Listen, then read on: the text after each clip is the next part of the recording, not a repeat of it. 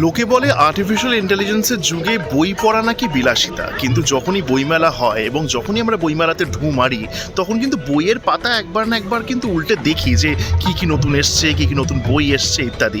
কিন্তু artificial intelligence কি সত্যিই বইকে কমপ্লিটলি কভার আপ করে দিচ্ছে? এমন কিছু হচ্ছে কি যেখানে মানুষজন বই পড়তে এখন অনীহা বোধ করছে? অনেক সেলিব্রিটিদের সাথে ব্যক্তিগতভাবে আলোচনা করেছি যে effects, advantages and disadvantages of artificial intelligence. Let's check out what they have said. ভাবলে অবাক লাগে আমার যে একটা ওরকম একটা জিনিস যে কেউ তৈরি করেছে, সেটাই আমার ভাবলে মানে it's fantastic that it's man made. না, যত মনুষ্যত্ব হারিয়ে যাবে তত আমার মনে হয় হৃদয় হারিয়ে যাবে। For the young generation it's a new thing. Technically এটা এআই এমন কিছু টেকনিক বার করেছে বা সফটওয়্যার বার করেছে, তা দিয়ে একটা গান, একটা সিনেমা তৈরি করা খুব মানে ইজিলি সেটা করা যাচ্ছে। দিয়ে অনেক কিছুই করা যায় এআই দিয়ে, তো আজকাল হচ্ছে অনেক কিছুই করা যায়, কিন্তু এআই দিয়ে ভাব আনবে কোথা থেকে? একটা গান গাইতে গেলে একটা মানুষ গাইছে, সেই গানের ভাব, সেই গানের যে মুডটা, সেটা কোনোদিন এআই পারবে না। কিন্তু আমার বিশ্বাস যে মানে গান বাজনা বলো, সিনেমা বলো, ছবি আঁকা বলো, এটা একটা খুব অর্গানিক প্রসেস। এই প্রসেসটার মধ্যে তোমার একটা হিউম্যান কন্ট্রিবিউশন থাকা খুব জরুরি, বিশেষ করে মাথা এবং হার্টের যে একটা সুন্দর কম্বিনেশন, সেইটা যতদিন অবধি প্রিভেল করবে ততদিন অবধি আমার এই মানে অরিজিনালটাই শুনবে। এই হৃদয়টাই তো একমাত্র মানুষের আছে, সেটাই যদি মানুষের মতো না থাকলো তাহলে কি রইল? বাট আমার কোথাও একটা মনে হয় দ্যাট ওই একটা হিউম্যান টাচ, যে একটা যে ওয়ার্মথ বা একটা ওই we are losing that personal touch to থাকে। Right. It's my personal opinion. I may be wrong. Technology তো টেকনোলজির মতো আসতেই থাকবে, এটাকে আটকাতে পারবে না।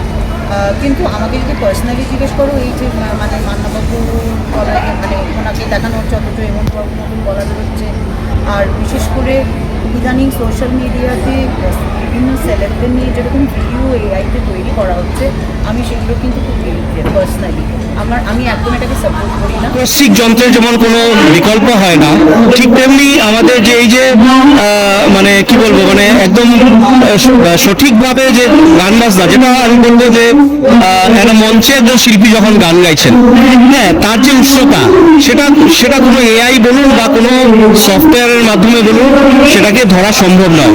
সেটা But for today's generation, it's cool. Right. That is it. Kintu for me, I think it's a beautiful innovation. But for me, it's little detached.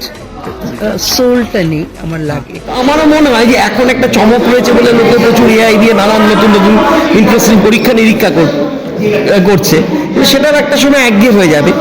তখন কি হবে যে আবার যারা ক্রিয়েটিভ প্রসেসের মধ্যে আছে, যারা নতুন গান বাজনা করছে, তারা হয়তো এআই এর হেল্পটা নেবে, কিন্তু এআই এর হেল্প টুল, এআইটা একটা টুল, এআইটা কিন্তু মানুষ নয়। তো ফলে সেই টুলটা হেল্প নিয়ে আজকে দেখো এই যে উল্টো দিকে ক্যামেরা করছে, হয়তো অনেক সহজে এডিটিং করে ফেলছে, এটা ফোনেই এডিটিং করে ফেলছে, আগে হয়তো এটা সম্ভব ছিল না, কিন্তু এডিটিংটা তো ফাইনালি ওকে গিয়েই করতে হবে, হয়তো হেল্প করছে। এখন হয়তো এআই কমান্ডে এডিটিং অনেক সহজেই করে ফেলতে পারবে, কিন্তু তার মানে কি এআই সব কিছু রিপ্লেস করবে?